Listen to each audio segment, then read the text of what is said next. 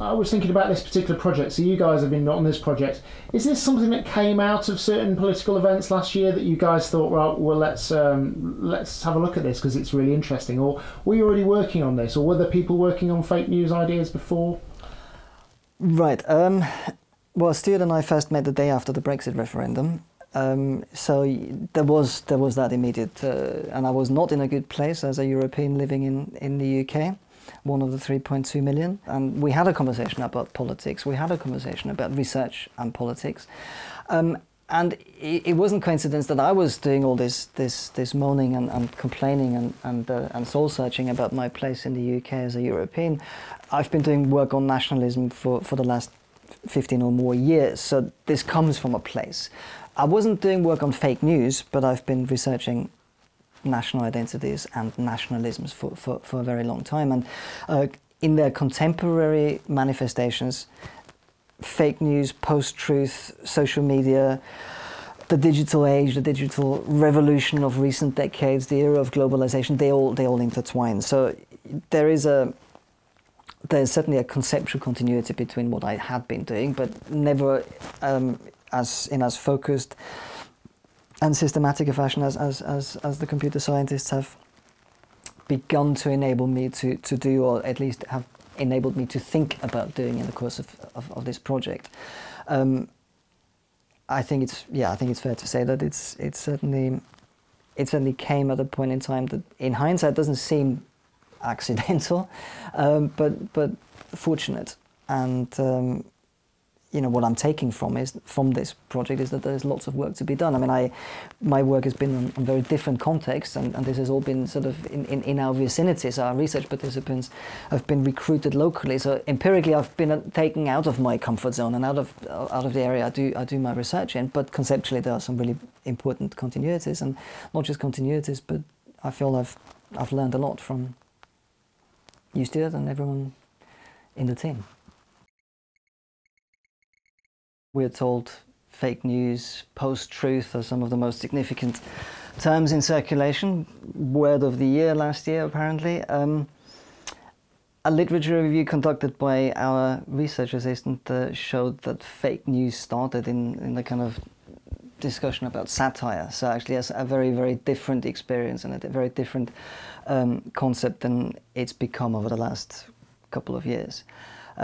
So from being thought of as satirical, which seems to me to imply that everyone knows, the audience and the sender know that there's something deliberately misleading about the information provided, fake news, post-truth, seem to have metamorphosized into something else. And that's what we've been interested in, and that's what seems to require a lot more scientific attention and research than we have available at the moment. And it's probably fair to say that we've never really thought of our work as any more than a pilot study, a first attempt to think about methodological questions as to how this might be researched, and an attempt to capture how people interact with information in the broadest possible sense. So even taking out, in the first instance, what fake news is taken to be, we're interested in people's definitions of the factuality, the trustworthiness of different bits of information reaching them, and what they then do.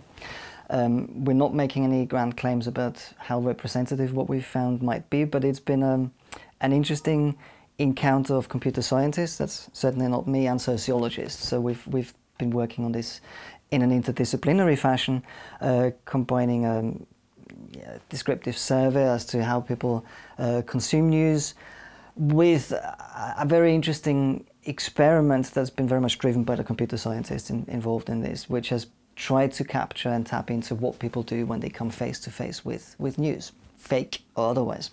I think the technically more interesting side of things for you and for the likely audience of this recording has been the second stage of the project, the experimental stage of the project, which has involved our research assistant setting up a Facebook page, populating that with news, and then confronting research participants with that news feed and asking them to make sense of what they're reading, what they're seeing as they go along. So there's a think aloud part to that exercise, asking participants to think about their judgments of what they're seeing, combined with an eye tracking device. So we're also trying to, or the idea there was to try and get a sense of what is perhaps a less conscious, a pre-conscious way of people processing information on the screen. So yes, so that's been the technical part of it. My role has been to kind of come in, as it were, sideways to that process with questions that sociologists would recognize as being scientifically interesting rather than technologically important. Fake news has become this buzzword, hasn't it? And I was thinking about it earlier and thinking, well, it used to be, and this is kind of, not that far distant, that you might watch something on TV news and usually you'd pretty much hope that it was right, and anything that wasn't right was usually a mistake. And then perhaps newspapers, there were varying degrees of newspapers, the broadsheets as we know them, through to, say, tabloids, and even some, I don't know, would you say the National Enquirer is still a newspaper? But you knew what you were getting by the brand you kind of chose. Would that be a fair kind of assumption? I think that's a summing up of what the project's been all about, actually. This hierarchy of trustworthiness, of perceived reliability, of perceived professionalism. We were talking about your work in the BBC just a minute ago, and how some of those hierarchies seem to be coming in for some rather fundamental questioning of late by members of the public, by politicians, and I don't think anyone needs to be named. We all know the rhetoric, and we know the debates about what's fake and what's otherwise. You are fake news. Go ahead. There's a sort of almost a prehistory to this. So in the social sciences, in the humanities, we've heard about a loss of faith in authorities for quite a while. This goes back a few decades now, a sense that all the old hierarchies of credibility, the old institutions, be they scientific or otherwise, have seen some of their authority erode over the last few decades, and people have ascribed that to different social and political changes and transformations, starting in the second half of the 20th century and then gathering pace, I presume, with the digital revolution of the 1970s and since. So there's a prehistory. This is much older than the last 2 years, and I guess it's really only drawn more widespread attention in the context of political decisions in 2016, perhaps a little older than that, but especially in 2016, a number of decisions that almost don't need restating because it's pretty obvious what I'm alluding to, have been discussed under that rubric of fake news. Now, what's interesting is that some of the most powerful institutions and people in the world have used the term and have kind of assumed that the general public has lost its faith in those institutions and no longer allegedly works with those assumptions about who is to be trusted and who isn't. And that's interesting for all sorts of reasons. I mean, it's interesting because it's on one hand, of course, a kind of act of rhetorical trickery, right? It's politician X trying to legitimize themselves and trying to delegitimize the people they're running against. It's perhaps less interesting and more disconcerting when that kind of trickery then enables all sorts of things to be claimed and all forms of factual truth claims from being they end up being deconstructed and anything else goes. So it's a form of real relativism that takes over. Any claim becomes in some public perception as valid as any other. I think the people in this country have had enough of experts with organisations from... My concern in this project has certainly been to try and understand how people, media consumers, deal with that climate where they're confronted with alternative claims, perhaps with less of a sense of those hierarchies of who is to be trusted and who isn't. Of course, what's really interesting is that our experiment suggests that certainly, and again without claiming representativeness, that certainly the people who've participated in this continue to work with a sense of hierarchy. So there is still a sense of, I have more trust in the BBC or a broadsheet as opposed to a tabloid. So it's not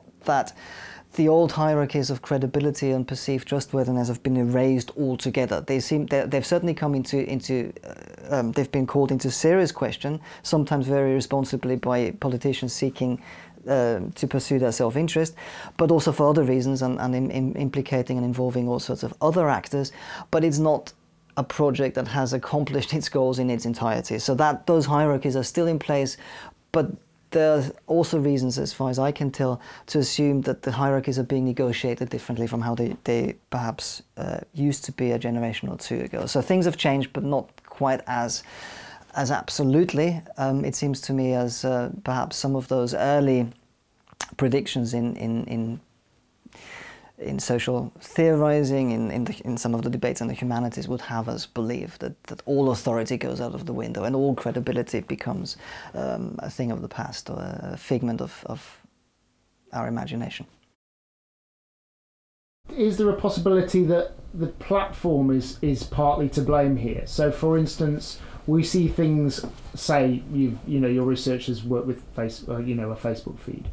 That we see it branded as, oh, I'm looking at it on Facebook, and therefore people have shared it, my friends have shared it, therefore it's true, rather than I'm in the newsagent, that paper is one I trust, that one is one I don't trust. This is Facebook, so right, it's my friends who share this.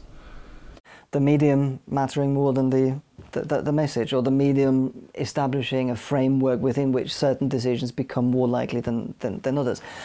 That's certainly my sense, and if I'm honest, that was my sense at the outset of this project, and I'm not sure that impression has been shaken very much. I think some of the participants who we've encountered corroborate that. Some of the survey responses we've had also seem to corroborate that people very much interact with different media differently. So you could, of course, argue that what that is indicative of is the fact that people are competent consumers of media. They very much know that when they're in a particular domain or in a particular setting, that calls for a different degree of discerning, or a different approach to discerning incoming information than it would otherwise. So, and again, that's implicit in that is a sense of a continuing vitality to those hierarchies of relative plausibility or relative trustworthiness. It seems to me that there is something more fundamental at stake as well, that we live in this digital age of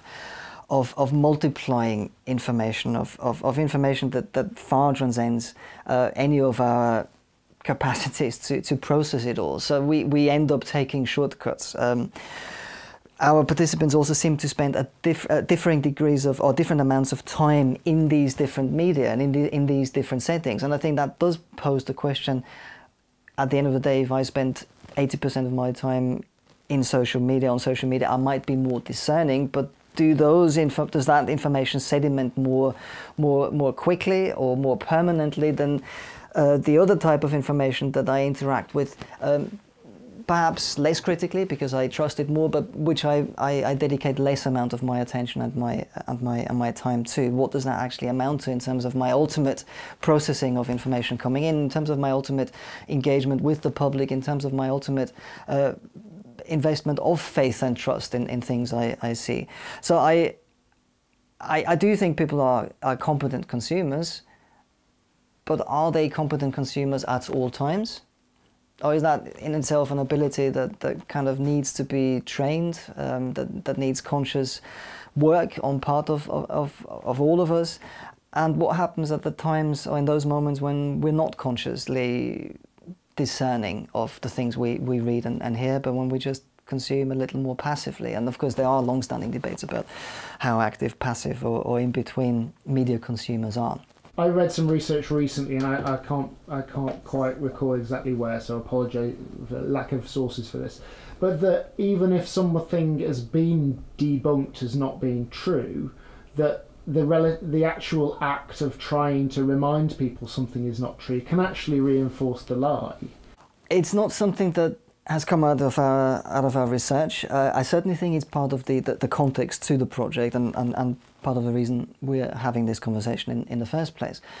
I guess my response, and again, not one driven by data I have in front of me, but my response would be to say, part of the challenge in the 21st century, in this digital age, surely is to remind ourselves of the fact that information comes in different shapes and forms, that not all claims are equally valid, that not all opinions are just that, That at some point along the spectrum, an opinion becomes a more substantiated claim, and at some point that claim becomes verified by other researchers or other members of the public who fact check or who verify by other means, who triangulate, who subject a claim to critical scrutiny from different perspectives and different angles. And it seems to me that the discussion has become, the whole fake news discussion seems to be a far more binary discussion, and there's a danger in that. You know, either it's fake or it's true. And what we, as a general public, seem to have lost sight of are all the difficulties and all the challenges involved in making claims about something being true. That's not a straightforward yes or no decision. Quite often these are far more nuanced debates, and the truth claim tends to happen at as an in-between state, usually in science, or always in science, where truth is formulated tentatively because it's subject to ongoing falsification and verification. It's never an absolute claim that holds for the rest of time, but it's subject to being tested and retested and re-examined. And it seems to me that's part of the intellectual armory that we need as a public in order to make discerning judgments about any claim, about any position, about certainly any political promise or about any political blueprint, but also about some of the big challenges confronting humanity in the 21st century. We need to be able to have these discussions with more than a binary and an ideological binary that usually constructs what I say as true and what everybody else who happens to disagree with me challenges as being fake. And in answer to your question, contextually, surely that's what all of this is about. You know, how do we re-educate ourselves, and we're all part of this in this digital era, to perhaps be a bit more nuanced and careful and aware of the challenges of making claims about the world, and at the same time maintaining the openness to have any challenge subject to testing and critical scrutiny by others. There are two kind of common sayings that stick in my mind here. One is, if it's too good to be true, it probably isn't. Is that the right way around? Have I got that? Yeah. And the other one is that quite often, you know, a lie is halfway around the world before the truth has got its pants on. I mean, these things are kind of like common sayings that mean that these, I don't know, fake news vendors who are trying to sell an ideal or sell something often get perpetuated a lot more. Is there something we can do about this apart from the education? Is there anything else you think we can do about these kind of problems?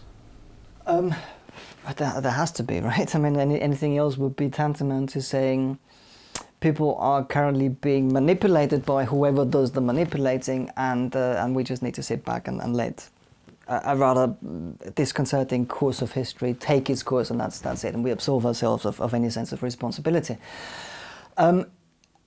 I mean, my sense is that we've been talking about this, Stuart, and everyone else in the project. You know, is the future one of having algorithms that do all that fact-checking for people? And no doubt that's going to be part of the equation. It seems not only unlikely but inconceivable to think of any challenge confronting humanity, the answer to which doesn't in some shape or form involve technology.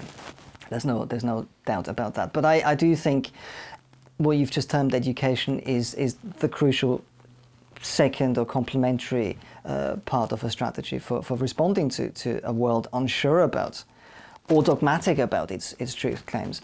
So the question then surely has to be asked, what does education of that kind look like? How do we instill it in people? How do we encourage that kind of critical scrutiny? How do we enable it in ourselves and in others? And that's a big and very formidable challenge, of course. I think, and I will say this, I think this makes a very powerful case for the subjects generally subsumed under humanities and social sciences, some of the subjects that have been receiving far less attention over the last couple of decades. It's precisely those subjects that tend to insist upon a critical engagement with information, with claims, an interrogation of claims, sometimes a deconstruction of claims, that insist on understanding claims in their context, whether these are claims coming from the media or from politicians, that understand that and insist on understanding language as a form of political practice that isn't just neutral, and what I say at the moment isn't neutral quite clearly, but nothing any of us say is ever neutral and just a kind of a mirror onto a reality that we can take for granted, but that there is a responsibility upon all of us to understand the process of communication and the politics of communication, and that involves scientists as well as politicians and people in the media as well as so-called ordinary citizens. And it seems to me that less and less of that, ironically, less and less of those conversations are being had consciously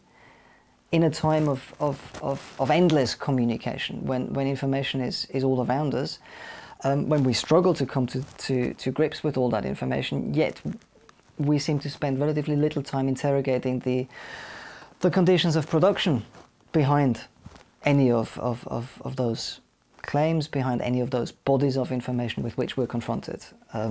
And I think the personal pronoun I'm using in this, the we, is really important. Who are we? And I'm clearly talking about the general public, and that's not a national public. That has to be in a time of global interconnections and global challenges. That has to be a global public. I think it's quite interesting you mentioning social sciences need to be more front and centre, because it seems to me that there'll be people out there screaming, oh no, I'll set an algorithm that does X, Y and Z and that will fix everything. Mm. There will be people screaming at this video now. What is it you think the social sciences can bring to that technological solution, if there is one? I think generally the disciplinary belief in itself in the social sciences consists to a significant extent of the conviction that things need contextualizing, that the world is too complicated to be reduced to a single factor, a single cause, or a single phenomenon, that all these things have a wider context, and that the things people do and the way in which people behave not only has a wider historical context out of which these things emerge, but the things people do and think and also have unintended consequences. And of course that also goes for technology. Now, I'm not a historian of technology, but I think all of us know that some of the most formidable inventions or developments or occurrences or phenomena of the last 200 years have tended to trigger unintended consequences, ones not anticipated by their inventors. And there's absolutely no reason to believe that the current digital age will be any different. Now, as a sociologist, I think that's already palpable. I think that's already discernible. I was looking this up the other day. I was trying to work out how many Facebook accounts there are, right? And I the claim is, I think, 2 billion. That's yes, the claim. that's what I saw. That's almost incredible. I mean, that Facebook started when, in 2003? That feels about right, yeah. So 14 years, nearly 2 billion accounts of something that just didn't exist prior to then. Now, there's lots of different stories one can spin on that basis. One can have a conversation about the genius of the person behind Facebook, and that's undoubtedly the case. One can talk about the democratization this piece of technology has entailed, undoubtedly the case. It's given people a platform and a space to call their own. I don't have an account, so you might need to bear that in mind. But again, as a sociologist, I think we also need to think about the other things that surely are also happening as we speak. An invention of that reach, of that scale, is bound to trigger unintended consequences. I think it's palpable that it's changing the way in which people interact, right? Students tell me they now arrange to meet and go out in ways that I don't recognize, because that's not how I arranged to meet anyone when I was growing up. I see it every time I'm out in the public, that there is a shift in how people interact with each other and with the world. Far more now gets mediated through a screen than ever before in history. That's a really banal truth I'm stating, and I'm using the word in inverted commas. It's a banal observation I'm making. But as a sociologist, I would like to insist that those kinds of shifts will always have unintended consequences, and they happen in a broader context, and they will change the way in which we interact and think. And again, they're likely to have some kind of impact in terms of our processing of information and our judgments of what we consider to be reliable, trustworthy, or otherwise. So do I think that the answer can be technological only? Not for a second.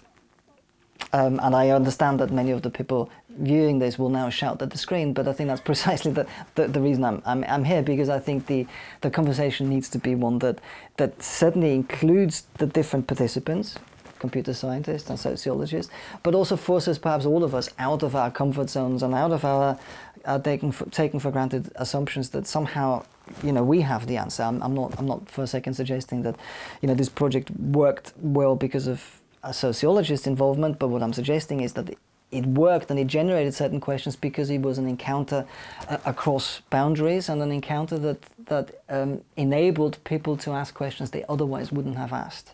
And that returns me to the question of nuance and perhaps also modesty about our own claims and our own assumptions. So I'm saying two slightly different things here. One about context and unintended consequences, and that's what I think the social sciences and the humanities bring to the table, but also one about the limitations of any one discipline. And I wouldn't have been able to even begin to think about this issue without Stuart and all the computer scientists, Martin and others who've shaped the project.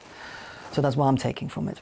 I was just trying to think of a precedent for something. There is no precedent, is there, for something like Facebook's technological change? I mean, television, but perhaps not so quickly. Do we know of other unintended consequences that have happened in similar kind of technological advances? The wheel, the book, the printing press. Yeah, okay. Well, that's the perfect example. And thank you for giving me the printing press. Most of my work is on nationalism, and one of the most influential works on nationalism in some textbooks you'll see this referred to as almost the founding text to nationalism studies, postulates that nationalism is a direct consequence of the printing press. Now, that's not a historical connection that any of us would automatically draw, but you know, this is not an empty claim. It's substantiated by detailed historical research, and it's had a huge impact. So, you know, here is but it's a formidable and surprising claim. The printing press gets invented, and over the course of time, so the argument goes, new political structures and institutions and self-understandings come about that would not otherwise have come about. Now, that was certainly not the intention behind the invention of the printing press, but it's an unintended political consequence. Another example surely would be, yes, radio and television, and some of the attempts historians and social scientists have made to try and understand what happened in the 1920s, 1930s and 1940s in terms of the rise of fascism and National Socialism has involved those media. You know, would it have been possible to create and disseminate propaganda of that kind as effectively and as efficiently without those media? In a really obvious sense, no, of course it would not have been possible to do that. But that doesn't answer all the questions, far from it. It just indicates one of the dimensions and one of the questions that need closer scrutiny. In terms of Facebook, I was thinking about this the other day. Maybe not so much Facebook, but if you think of something as banal as the selfie, right? And then what people do with that. Again, I don't have a Facebook account, but my understanding is people take selfies and then they go straight onto Facebook pages, right? Compare and contrast that to the act of writing a postcard, right? You have a postcard, you're not on that postcard, but a locality is on that postcard, and you send that postcard to one person or at most one household. It is about you, it's about your holiday, but it's a one-to-one communication that foregrounds you, not in a visual sense, because visually you're foregrounding the locality. Compare and contrast that with a selfie, which foregrounds you're in front of whichever part of the world that seems to me to become little more than backdrop to yourself. And the act of communication is not a one-to-one act of communication, but one-to-many. Now, it seems to me that that's likely to have unintended consequences, but it's a communicative, almost an act of communicative revolution, a revolutionizing, right? It changes the stakes profoundly. It expands an audience, and it also, I do think it actually changes, it also alters the definition between ourselves and the world in a really profound way. Now, I don't want to sit here and be seen to be passing judgment on that. That's for everyone to decide what they think of self is. But I do think it bears thinking about that as a cultural practice. And once again, I'm kind of returned to the interdisciplinary encounter. I think it becomes interesting to think about those kinds of phenomena, both from a technological angle, but also as someone interested in questions of humanity, culture, communication, society.